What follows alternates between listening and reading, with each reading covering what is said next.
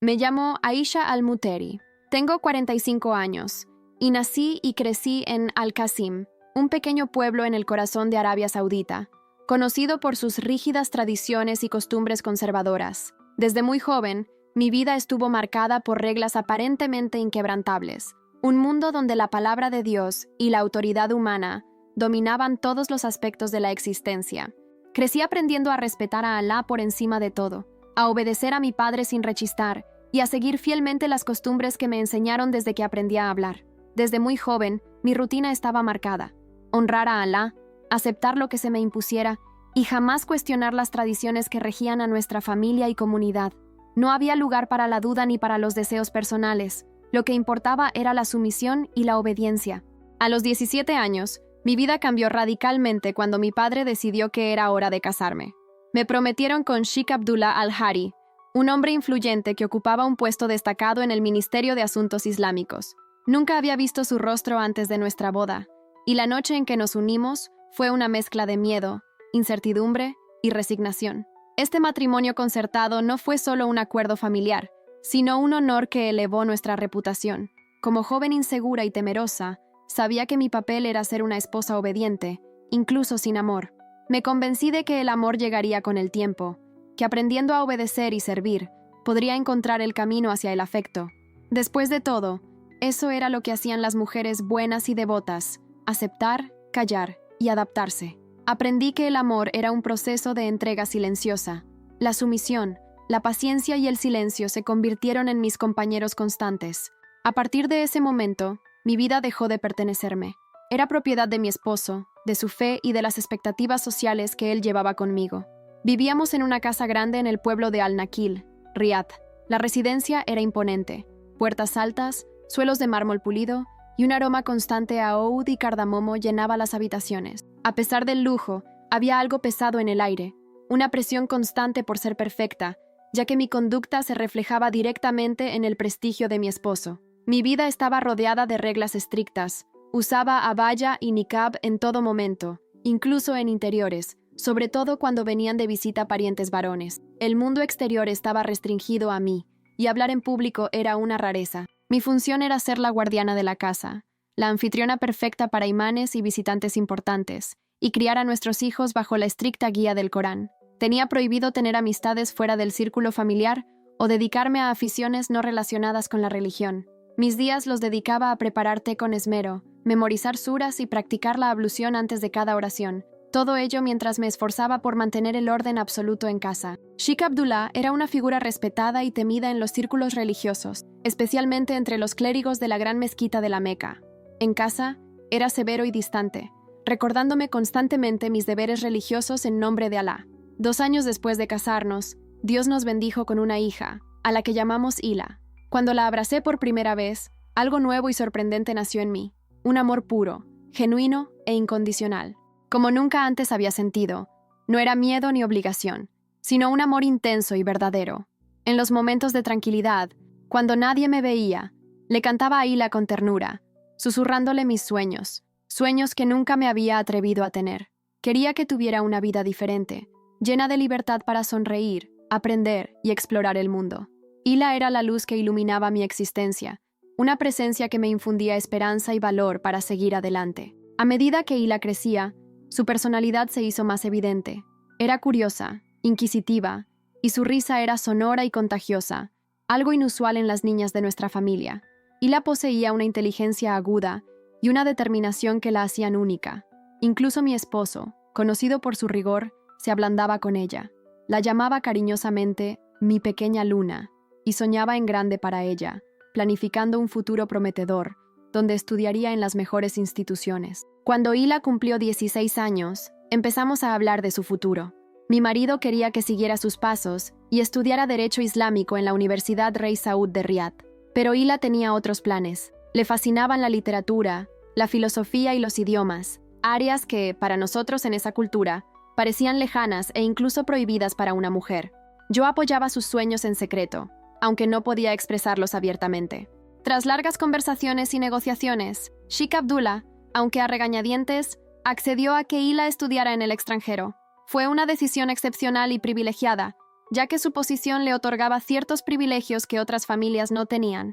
Creía que una educación occidental en una universidad de renombre aportaría aún más prestigio a nuestra familia. Finalmente, se decidió que Hila estudiaría en la Universidad de Columbia en Nueva York, un mundo completamente diferente al que nos vio crecer. La historia que les contamos a nuestros familiares fue diferente. Dijimos que Hila iba a estudiar Islam avanzado para mantener intactos el honor y la tradición familiar.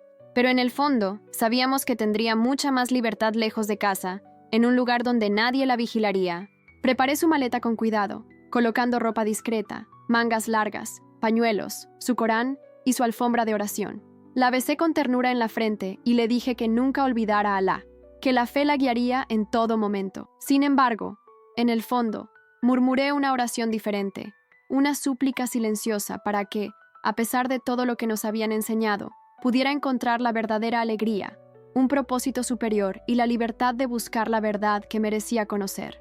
Hila llegó a Nueva York en otoño de 2018. Solo tenía 18 años, pero era como si una nueva luz brillara en su interior. Recuerdo con claridad verla subir al avión en el Aeropuerto Internacional Rey Khaled, vestida con su abaya negra, pero tras ese atuendo, sabía que se escondía una joven inquieta, lista para afrontar lo desconocido. En la Universidad de Columbia, todo parecía tan diferente a lo que conocíamos. No había llamadas a la oración resonando por las calles, ni mezquitas en cada esquina, ni ojos vigilantes vigilando sus pasos. Imaginé que el choque cultural la haría sentir pequeña y humilde, pero para mi sorpresa, ese espacio abierto la hizo florecer. Empezó a escribirme largos correos electrónicos, llenos de detalles sobre sus clases de religión comparada, literatura internacional y experiencias cotidianas. Hablaba de los duros inviernos, los acogedores cafés y la sencilla libertad de caminar sin miedo por las calles de Nueva York. Sentí una silenciosa alegría al saber que estaba a salvo, pero poco a poco empecé a notar algo diferente en sus palabras. Hila hablaba menos de Alá y más de temas como la paz, el amor y la verdad universal. Al principio, pensé que eran solo los pensamientos de una joven estudiante que aún estaba descubriendo el mundo. En segundo año, Hila se unió a un grupo de amigos que se reunían para estudiar y conversar. Mencionó en particular a una chica llamada Emily, cristiana de Texas, que la invitaba a cenas y eventos culturales organizados por estudiantes cristianos. Eran momentos de intercambio y diálogo, llamados noches de intercambio, donde la fe y el aprendizaje iban de la mano. A pesar de esto, una extraña sensación comenzó a crecer en mí, una inquietud inexplicable. Cuando le preguntaba si aún rezaba las 5 oraciones diarias, Hila respondía vagamente, con frases como, «Rezo, mamá, pero también pienso mucho». Esto me confundía profundamente. ¿Cómo podía el pensamiento ir de la mano con la oración? Para mí, eran 2 mundos diferentes. Un día, casi por casualidad, me contó que había visitado una iglesia en Manhattan, solo por curiosidad. Se me aceleró el corazón. ¿Una iglesia? Nunca había pisado una en mi vida. Le pregunté, ¿cuál iglesia? Y me respondió, Presbiteriana Redentorista, mamá. Es preciosa. No se parece a todo lo que nos enseñaron. Me preocupé e intenté advertirle que tuviera cuidado, pero se rió, diciendo que le gustaba la música. Solo después descubrí que Hila asistía en secreto a un grupo semanal de estudio bíblico en esa iglesia, algo que les ocultaba a sus amigos musulmanes y a nosotros en casa. Se sentó en silencio, escuchando atentamente los sermones y leyendo un libro llamado El Nuevo Testamento. Estaba cautivada por la figura de Jesús, no el Isa que conocíamos del Islam, un profeta sin cruz, sin divinidad, sino un hombre diferente, alguien que amaba profundamente, perdonaba sin medida y ofrecía gracia en lugar de condenación. Hila tenía innumerables preguntas, queriendo entender por qué las palabras de Jesús le resultaban tan vívidas, por qué su mensaje era tan diferente de todo lo que había escuchado en las mezquitas durante toda su vida. Poco a poco, comenzó a descubrir una fe que no se basaba en el miedo, sino en un amor que transformaba, un amor que liberaba. Y fue este amor el que empezó a cambiar todo en ella, su manera de mirar el mundo, a sí misma, al futuro. Todavía llevaba su pañuelo, la prenda tradicional que siempre había simbolizado su conexión con nuestra cultura y fe. Pero algo en su interior comenzaba a cambiar sutilmente, casi imperceptible a simple vista. Su corazón parecía moverse en una dirección que yo, como madre y mujer de fe, no podía comprender. Esta silenciosa transformación me llenó de dudas y preocupación. Una noche, Hila me llamó llorando. En ese momento, pensé que había ocurrido una tragedia, pero entre lágrimas, me contó un sueño que la había afectado profundamente. dijo haber visto a un hombre vestido de blanco, resplandeciente como la luz, de pie en un jardín radiante y apacible. El hombre no dijo nada, pero sus ojos irradiaban una bondad tan grande que la conmovió profundamente. Extendió la mano, y al tocarla, Hila sintió una paz profunda, como nunca antes había experimentado. Al despertar, las lágrimas corrían por su rostro, y un nombre que hasta entonces le había sido desconocido resonó en su mente: Yeshua. No supe qué pensar ni cómo reaccionar ante esa revelación. Intenté advertirle, sugiriendo que quizás era Shayan, el enemigo espiritual al que nos enseñan a temer, quien intentaba confundirla. Pero me aseguró que era diferente, que no sentía miedo, solo una paz que la envolvía. Durante las semanas siguientes, el sueño se repitió con frecuencia. Siempre el mismo hombre, la misma tranquilidad y el mismo nombre misterioso. Un miedo silencioso comenzó a crecer en mi interior. ¿Y si algo espiritual estaba alejando a mi hija de las enseñanzas del Islam? Fue durante su último año de universidad que Hila tomó una decisión que guardó en secreto durante mucho tiempo, sin decírnoslo. Entregó su corazón por completo a Jesús. En su pequeño apartamento de estudiante cerca de Morningside Heights, se arrodilló en el suelo, no mirando hacia la Meca, como era su costumbre, sino hacia la ventana abierta, permitiendo que el mundo exterior presenciara su entrega. Me contó que esa noche susurró una oración, no en árabe, sino en inglés. Jesús, creo en ti. No lo entiendo todo, pero sé que eres real. Quítame la vida. Solo supe todo esto más tarde, al leer su diario. En ese momento, solo vi a una joven explorando nuevas ideas, pero no me di cuenta de que para Hila, esta fue una transformación profunda y definitiva. Con el paso del tiempo, noté que parecía más tranquila, más ligera, incluso más feliz que antes. Hablaba de perdón, de amar incluso a sus enemigos, y de un Dios que nos conoce íntima y personalmente. Para mí, fue solo una etapa, un momento de cuestionamiento. Pero para Hila, esta fue la nueva fe que llenó por completo su alma y la guió por un camino diferente al que conocíamos. Continuó sus estudios y se graduó con honores en estudios de Oriente Medio y Derechos Humanos. Cuando viajamos a Nueva York para la ceremonia de graduación, nos abrazó con una emoción que nunca antes había visto. Fue entonces cuando me fijé en su collar, una pequeña y discreta cruz escondida bajo su pañuelo. Lo llevaba como un secreto, oculto a la vista, pero nunca a su corazón. Le pregunté por el collar y sonrió, diciendo simplemente: «Es solo una joya, mami». Pero sabía que no era solo un accesorio. Algo en Hila había cambiado para siempre.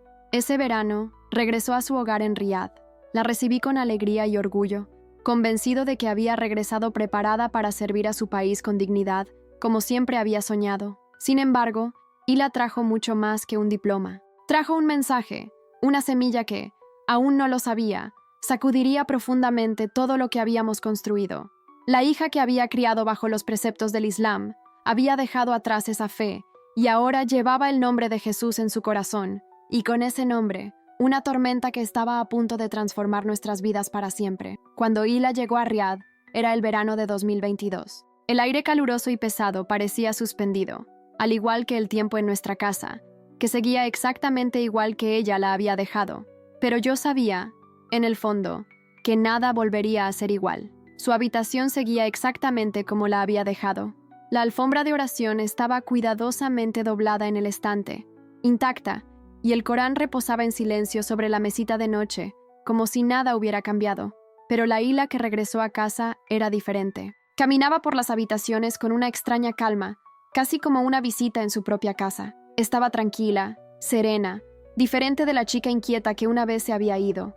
Todavía vestía su abaya negra, como era de esperar, pero algo en ella había cambiado profundamente. Su mirada, antes tensa y cautelosa, ahora tenía una extraña dulzura.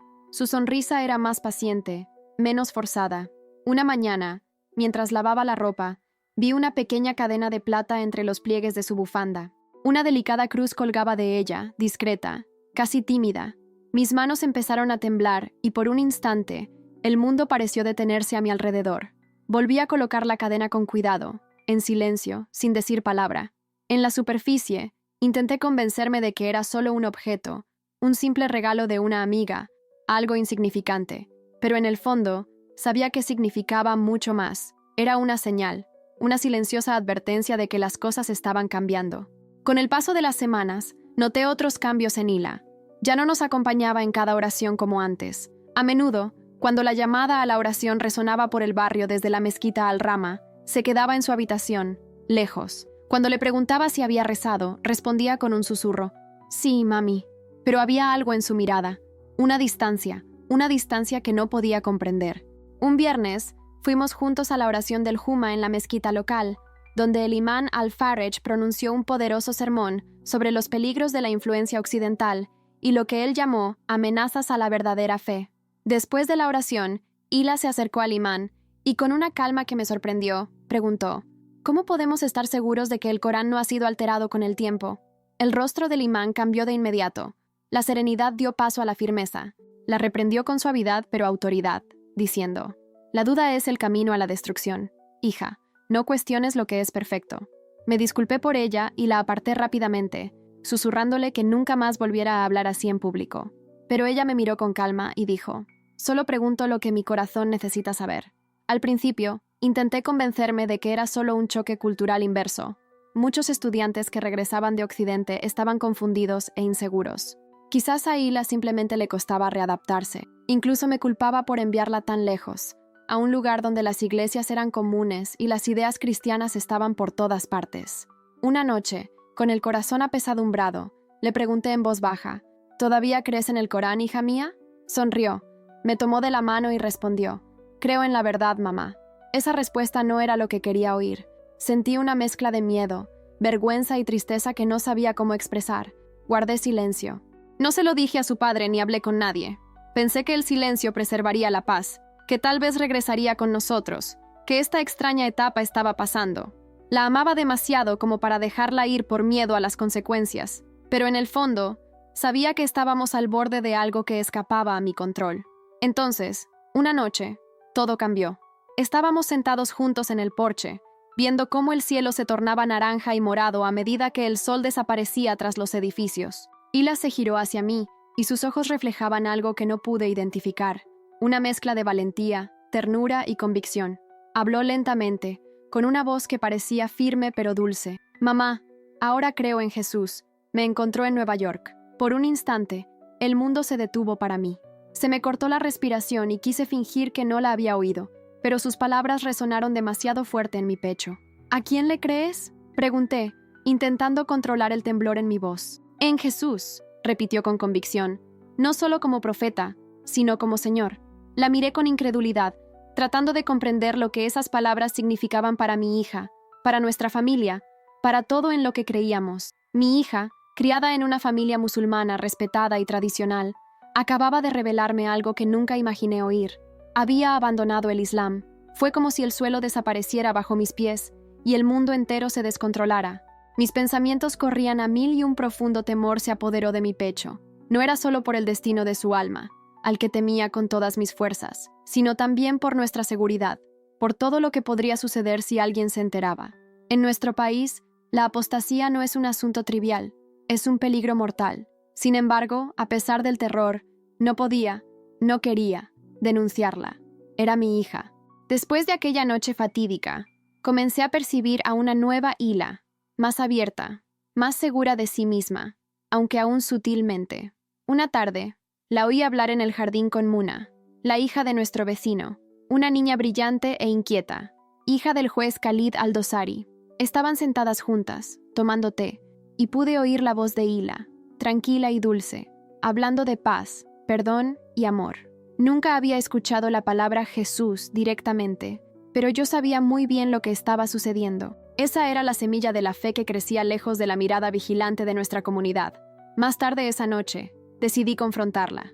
Susurré, casi temblando: «¿Y si alguien oye lo que dices?». Me miró con ojos valientes, sin rastro de miedo. «¿Y si alguien te oye?», respondió.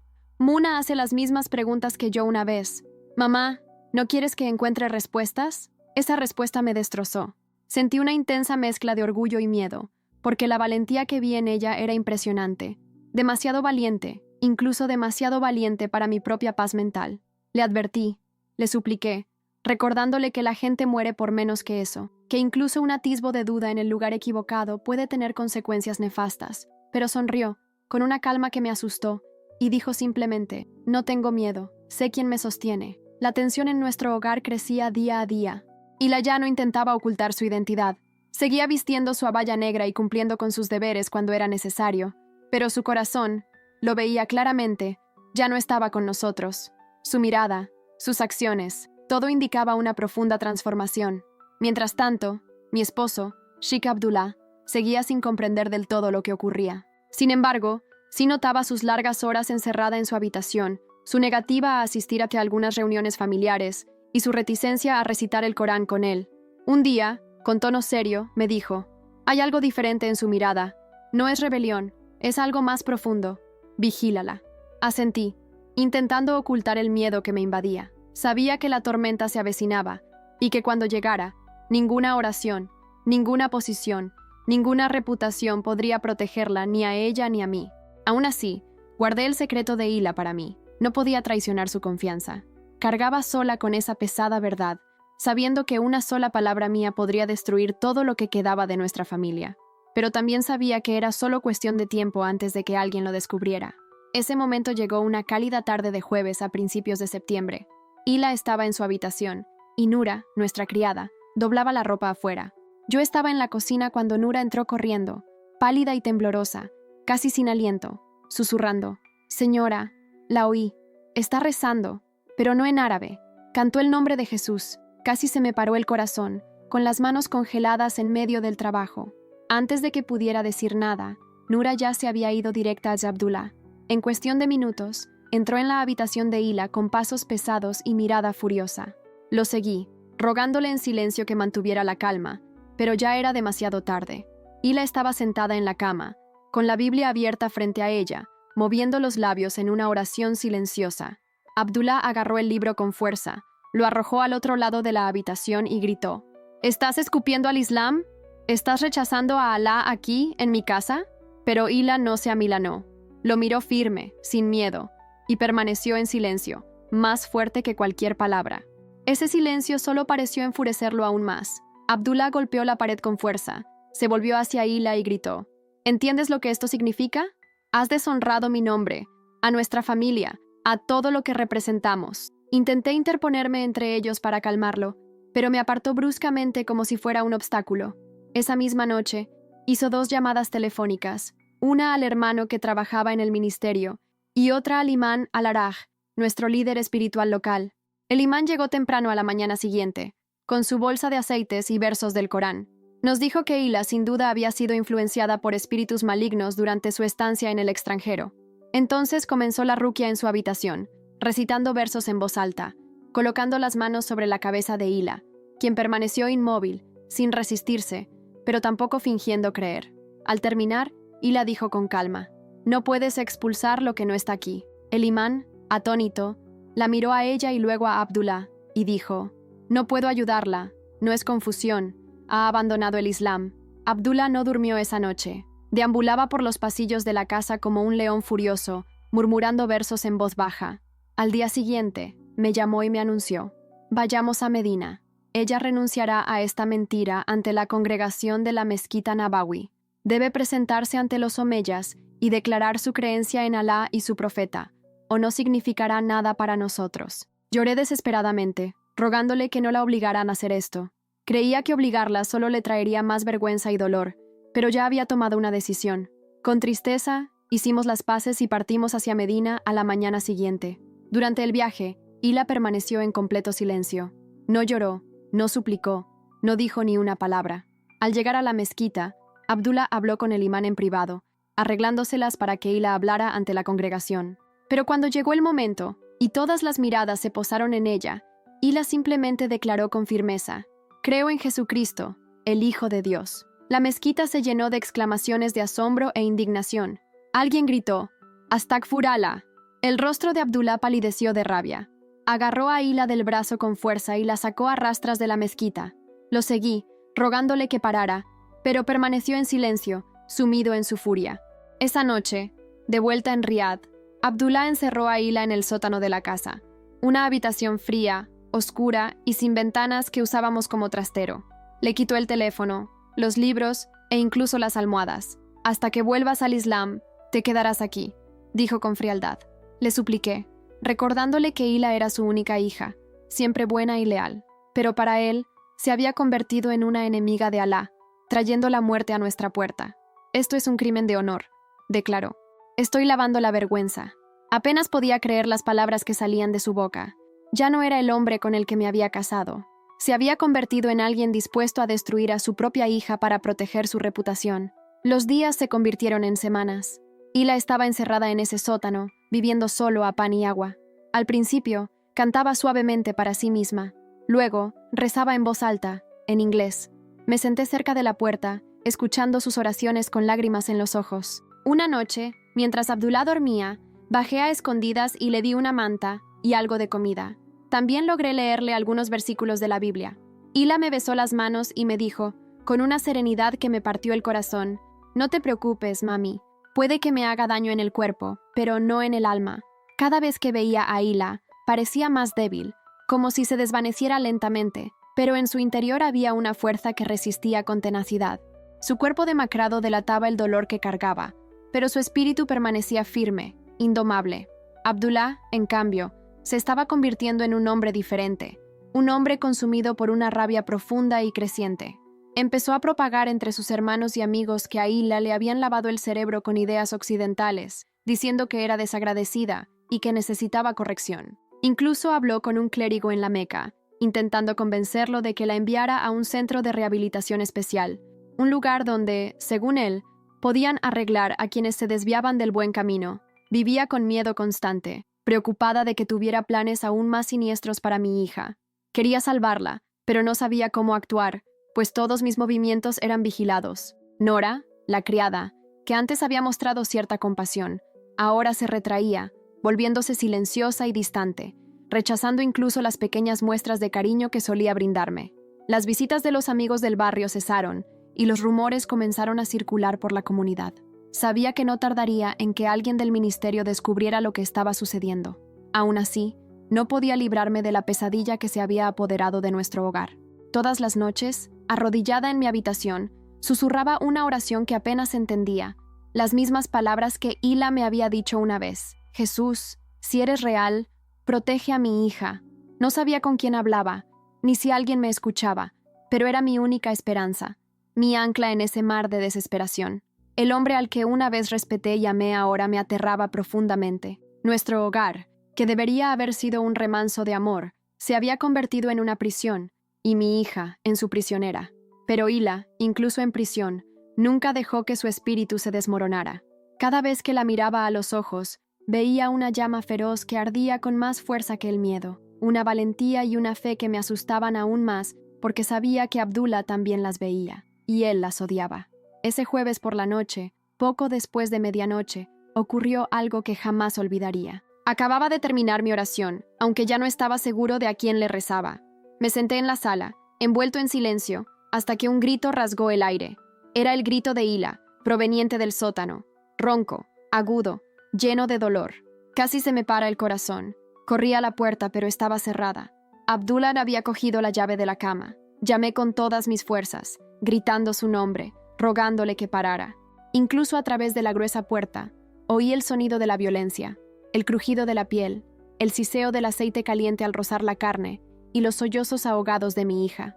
Caí al suelo, indefensa, con las lágrimas corriendo, mientras la tortura continuaba. Entonces, silencio. Un silencio denso, que parecía gritar que todo había terminado. A la mañana siguiente, me desperté todavía en el suelo, con la cabeza palpitante y las manos magulladas de tanto golpear la puerta. En cuanto Abdullah salió a rezar, corrí al sótano y abrí la puerta con la llave de repuesto que llevaba meses escondiendo. El olor que me invadió fue espantoso, aceite quemado, sangre y algo más, indescriptible, que me quemó el alma. Allí estaba Hila, despatarrada en el frío suelo, hecha un ovillo. Tenía la piel ampollada y en carne viva, una imagen que me destrozó el corazón. Tenía los labios entreabiertos, los ojos cerrados, parecía haberlo perdido todo. La llamé repetidamente, pero no respondió. Le toqué la cara, fría e inmóvil. Mi hija se había ido.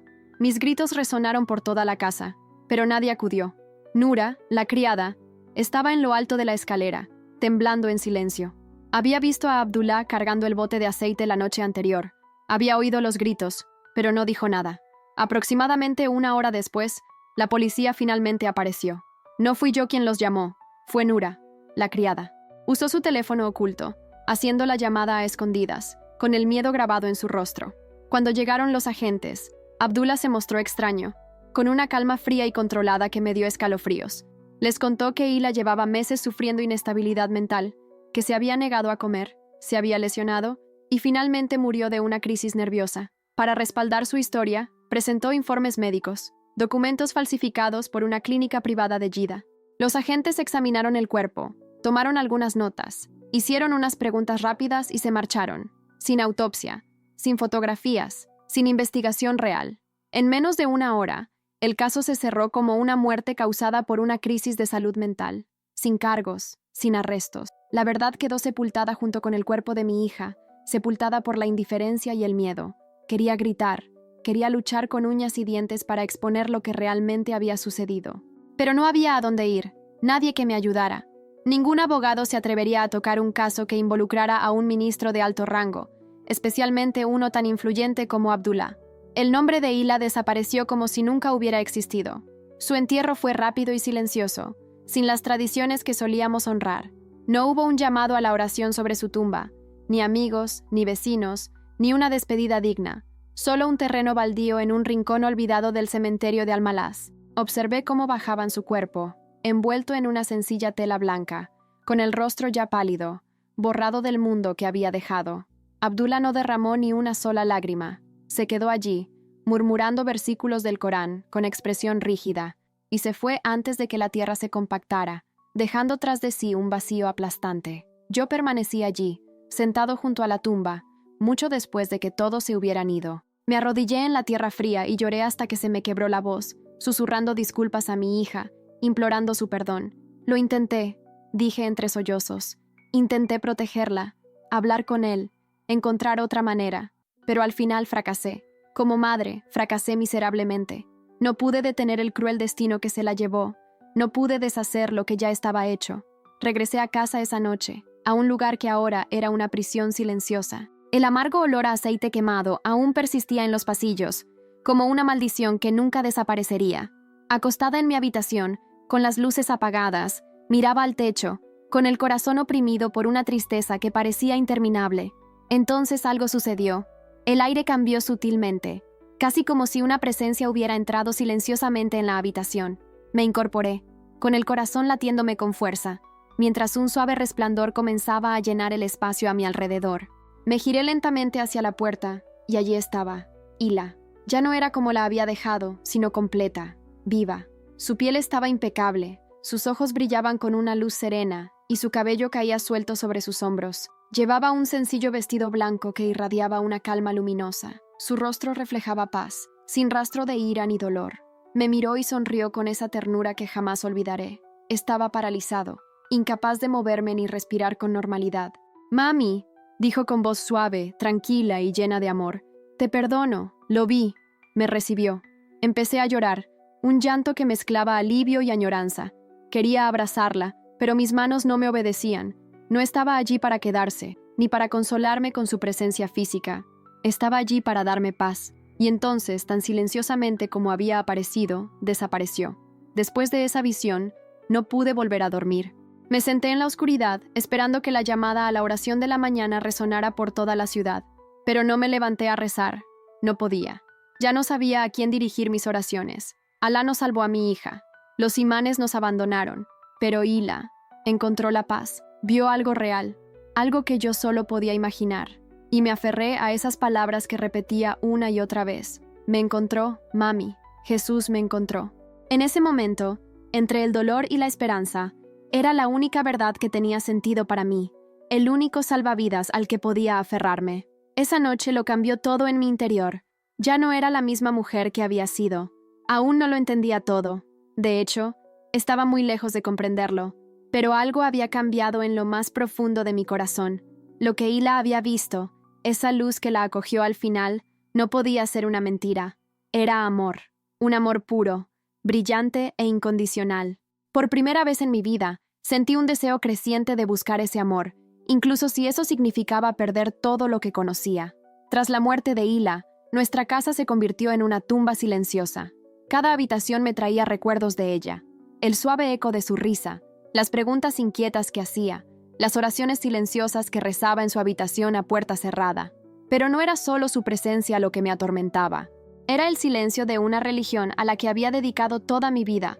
Había rezado 5 veces al día desde niña, obedecía a mi marido, seguía todas las reglas al pie de la letra, recibía a los eruditos en los debates y memorizaba versículos del Corán con devoción. Pero cuando mi hija estaba siendo torturada en nombre de esa misma fe, cuando murió sola, nadie acudió, ni Alá, ni los imanes, ni la comunidad. Su silencio resonó como un frío vacío en mi interior. Empecé a preguntarme, no con rabia, sino con profunda tristeza, ¿era esto lo que realmente enseñaba el Islam? ¿Que la muerte de una hija podía justificarse en nombre del honor familiar? ¿Que el silencio, el miedo y la vergüenza eran más sagrados que la compasión y el amor? Sentí que los cimientos de todo en lo que creía se desmoronaban. El Corán, que una vez me había reconfortado, ahora parecía lejano e inaccesible. Las oraciones que recitaba una y otra vez sonaban huecas, sin vida. Y por primera vez en mi existencia, me permití dudar, me permití cuestionar. En una tarde tranquila, me encontraba en la habitación de Hila, que permanecía exactamente igual que ella, intacta desde el funeral. Sus sábanas aún estaban cuidadosamente dobladas, sus libros ordenados con cuidado sobre la mesa, como si pudiera regresar en cualquier momento. Sentada allí, en el pesado silencio de aquel espacio, mi mirada se posó en un cuaderno parcialmente oculto bajo su almohada. Junto a él había un pequeño libro encuadernado en cuero, su Biblia, escrita en árabe. Con manos temblorosas, tomé primero el cuaderno. Era el diario de Hila. Allí había registrado su primer sueño con Jesús, su miedo a decirme la verdad, sus oraciones silenciosas por mi salvación. En una página, escribió, «Mamá está más cerca de la luz de lo que cree. Solo quiero que la vea». Estas palabras me rompieron el corazón y lloré largo rato, sola, sin poder parar. Entonces abrí la Biblia. Nunca antes me había atrevido a leer esas páginas. Esperaba encontrar palabras de juicio, ira o condenación. Pero para mi sorpresa, encontré mensajes de gracia, amor y paz, como si alguien hubiera vertido agua tibia sobre mi corazón congelado, despertando algo latente. Esas palabras no me parecieron extrañas. Al contrario, me resultaron extrañamente familiares. Esa noche, sentado solo en la sala, agarré la vieja tableta de Hila y abrí YouTube. Escribí «Testimonio de exmusulmán, Jesús», y apareció un aluvión de videos. Hice clic en el primero. Una joven egipcia contaba su historia, muy similar a la de Hila. Luego vi a otro, un hombre mayor de Jordania, que contaba haber visto a Jesús en un sueño y haber experimentado un amor como nunca antes. Me quedé allí parada durante horas, observando.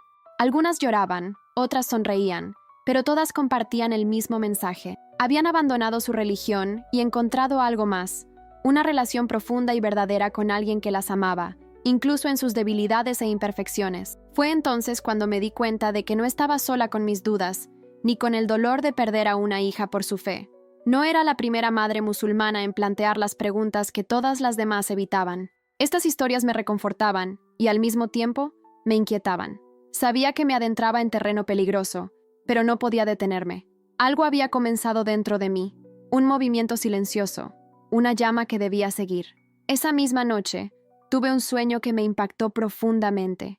Estaba al borde de un pozo profundo y oscuro. El suelo bajo mis pies comenzaba a desmoronarse, y el cielo estaba cubierto de densas nubes negras. De las profundidades de ese pozo oscuro, empezaron a surgir voces llenas de ira, con fuertes acusaciones. Sonaban como las de los imanes de la mezquita, como las de mi marido, como las de todos los clérigos a los que he ofrecido té y respeto.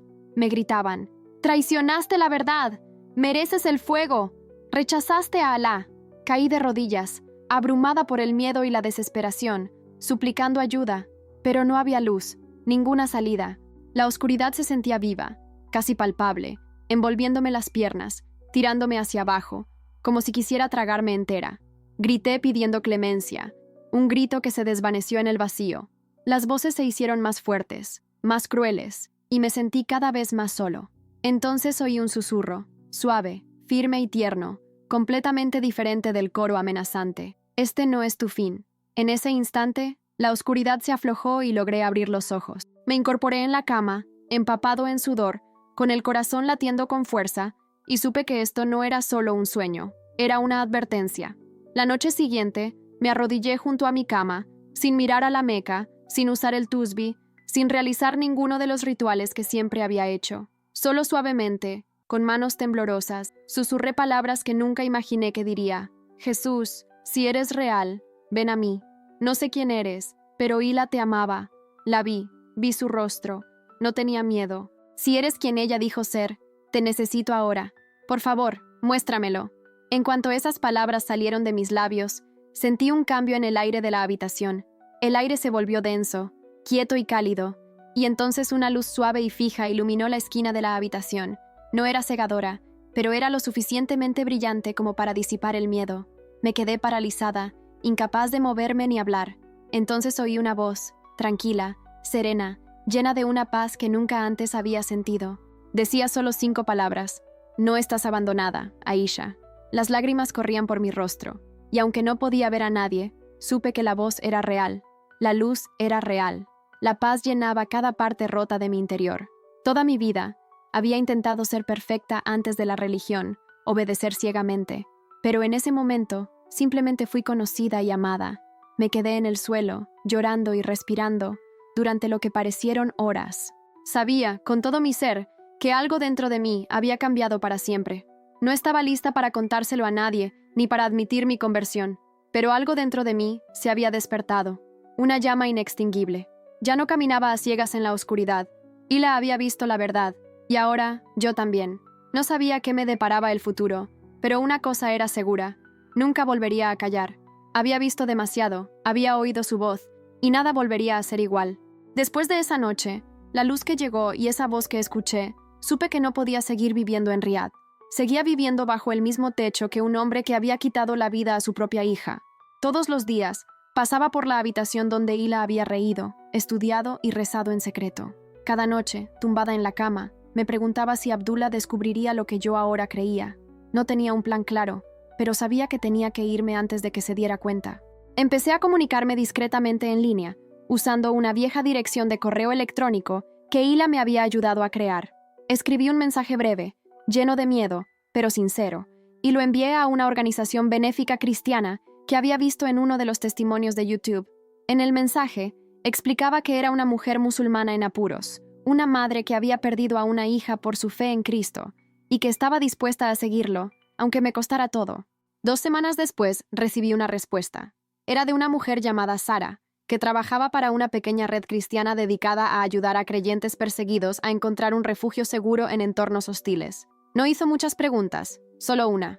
¿Estás seguro de que estás listo para dejar todo atrás? Dije que sí, con toda la certeza de mi corazón. Estaba más que lista para dar ese paso que cambiaría mi vida para siempre. Con el apoyo de mi red de apoyo, comencé el proceso de solicitud de una visa de turista para Chipre. Abdullah, en su distracción y arrogancia, creyó que solo iba a visitar a una prima en Beirut para un breve retiro de mujeres. Apenas levantó la vista cuando se lo dije, completamente ajeno a lo que estaba por venir. Desde la muerte de Leila, se había vuelto más retraído, centrado en el ministerio, en guardar las apariencias y en nada más. Preparé una maleta pequeña con lo esencial. Dentro guardé mi pasaporte, una muda de ropa sencilla, la Biblia de Hila y su cuaderno con sus últimas oraciones. Esas palabras que ahora parecían más preciadas que cualquier otra cosa. Me puse el niqab para salir de casa, sabiendo que sería la última vez que lo usaría como símbolo de sumisión. No volvería. Partía hacia un nuevo comienzo. El vuelo a Chipre transcurrió sin incidentes, pero mi corazón latía con fuerza. Miré por la ventana todo el trayecto, rezando en silencio y susurrando el nombre de Jesús, casi como un mantra. Me temblaban las manos, pero dentro de mí había una sensación de libertad que nunca antes había experimentado. Al llegar a Larnaca, me recibieron 2 mujeres de la iglesia local. No me hicieron muchas preguntas, simplemente me dieron una manta abrigada y una botella de agua, y me llevaron directamente a Limassol, donde me esperaba una pequeña casa de huéspedes regentada por una familia cristiana. Por primera vez en mi vida, me sentí segura. Estaba en un lugar donde nadie podía dictarme quién debía ser, qué debía decir, ni a quién debía adorar. Esa noche, me arrodillé en el suelo desnudo de aquella habitación, sin alfombras, sin brújula que señalara a la Meca, sin los versos árabes que había memorizado toda mi vida. Solo estábamos Jesús y yo. Lloré, no de miedo, sino de una profunda y verdadera liberación. Lo había dejado todo atrás: mi nombre, mi hogar, mi país, pero había encontrado algo que ningún sufrimiento podría arrebatarme: la verdad. El proceso de obtener asilo no fue fácil. Tuve que reunirme con funcionarios del gobierno, contar mi historia detalladamente, aportar pruebas concretas de lo que había vivido y explicar, con palabras sencillas, por qué nunca podría regresar a Arabia Saudita. Presenté el diario de Hila, el informe de la clínica de quemaduras y los documentos médicos que había logrado ocultarle a Abdullah. Eso fue suficiente. Un mes después, recibí la noticia oficial. Mi solicitud de asilo había sido aceptada y se me otorgaría protección contra la persecución religiosa. Me concedieron la residencia temporal y la libertad de vivir legalmente en Chipre. Esa misma noche, Sara y su esposo me llevaron a una pequeña iglesia junto al mar. Era un lugar sencillo y tranquilo, con bancos de madera desgastados por el tiempo y una discreta cruz blanca en la pared. El pastor oró por mí y pedí ser bautizada. Se ofrecieron a esperar hasta que estuviera lista, con paciencia y cariño, pero les dije que ya había esperado demasiado. Una semana después, en las cálidas y poco profundas aguas del Mediterráneo, me bautizaron. Adopté un nuevo nombre, Grace. Cuando me preguntaron por qué elegí este nombre, respondí: porque debería estar muerta, pero estoy viva. Porque debería estar llena de amargura, pero estoy en paz. Porque lo perdí todo, pero recibí algo más grande. En ese momento, mientras el agua me envolvía, volví a ver a Hila en mi mente, vestida de blanco, completa, sonriente, llena de paz. Sabía que estaba allí, observándome, que estaba orgullosa. Por primera vez, no sentí vergüenza. Ya no necesitaba esconderme. Ya no era una exmusulmana. Era una nueva creación, una hija amada del Dios vivo. Comencé a asistir a clases de discipulado en la iglesia, profundizando en las escrituras que Hila había leído en secreto, aprendiendo sobre el amor y la gracia de Jesús.